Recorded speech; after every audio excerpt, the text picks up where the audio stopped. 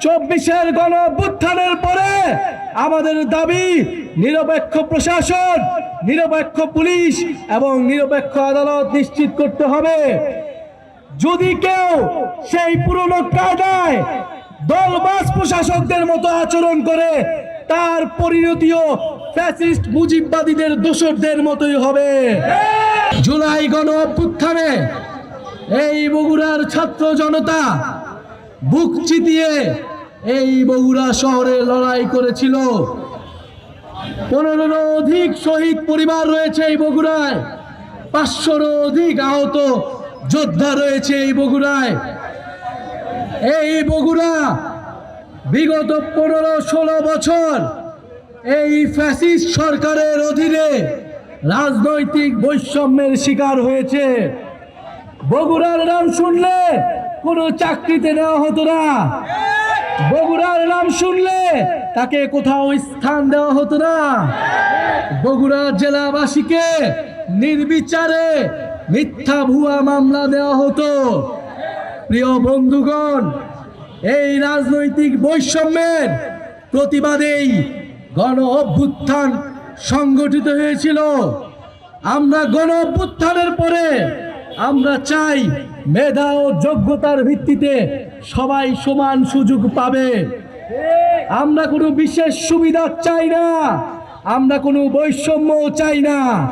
আমরা চাই যার যতটুক প্রাপ্য, যেই এলাকা যতটুক পিছিয়ে আছে সেই এলাকায় ততটুক উন্নয়ন করতে হবে, উন্নয়নের সুষম বন্টন করতে হবে।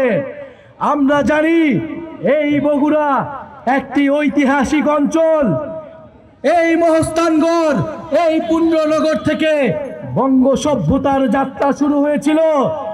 আজকে যেই সভ্যতার পাদস্থলে আমরা দাঁড়িয়ে আছি, কিন্তু দুঃখের বিষয় এই এলাকা দেখলে কেউ বলবে না এইখানে একসময় সভ্যতার সূতিকাগার ছিল। এই এলাকা একসময় শিক্ষা দীক্ষা জ্ঞান বিজ্ঞানে পুরা পৃথিবীর মধ্যে একটি বিশেষ এলাকা হিসেবে পরিচিত ছিল।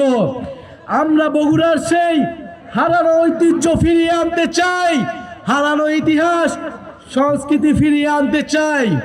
প্রিয় বন্ধুগণ, আমরা দেখতে পাচ্ছি বগুড়া এলাকার যে সিটি কর্পোরেশনের কথা থাকলেও বগুড়া এলাকার অপরিষ্কার অপরিচ্ছন্নতা এখানে নাগরিকদের ভোগাচ্ছে, নাগরিকরা নানান সুবিধা থেকে বঞ্চিত হচ্ছে।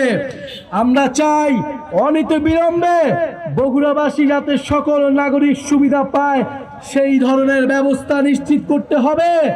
জাতীয় নাগরিক পার্টি বগুড়াবাসীর সকল নাগরিক সুবিধার জন্য লড়াই করবে। বান্ডেল থাকলে প্রতি সেনমানিতে টাকা বাঁচবে।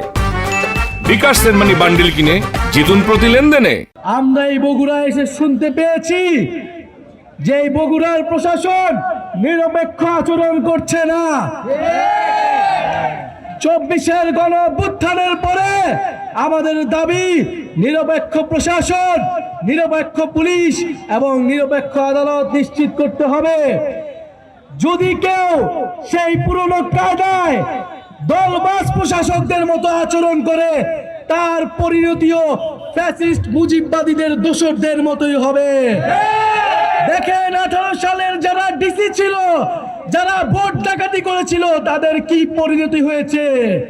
যারা 18 সালের নির্বাচনে নির্বাচন কমিশনার ছিল, তাদের কি পরিণতি হয়েছিল। এই দিন নয়, দিন কিন্তু সকলেরই আছে।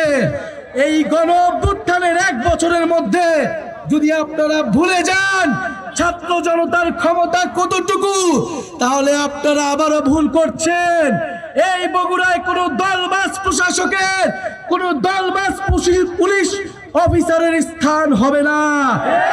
বগুড়ার প্রশাসককে, বগুড়ার পুলিশ, বগুড়ার আইন আদালতকে নিরপেক্ষ আচরণ করতে হবে, গণমানুষের পক্ষে থাকতে হবে, কোনো দলের পক্ষে থাকা যাবে না।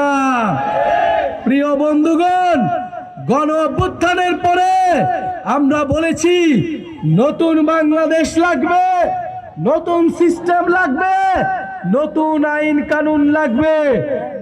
আপনাদের পুরনো খেলায় আমরা অংশগ্রহণ করব না। আপনাদের চাঁদাবাজির রাজনীতিতে, আপনাদের সন্ত্রাসের রাজনীতিতেই আমরা অংশগ্রহণ করব না। আমরা পুরনো খেলায় কোনো নতুন প্লেয়ার হইতে আসি নাই, আমরা খেলার নিয়ম বদলায় দিতে এসেছি।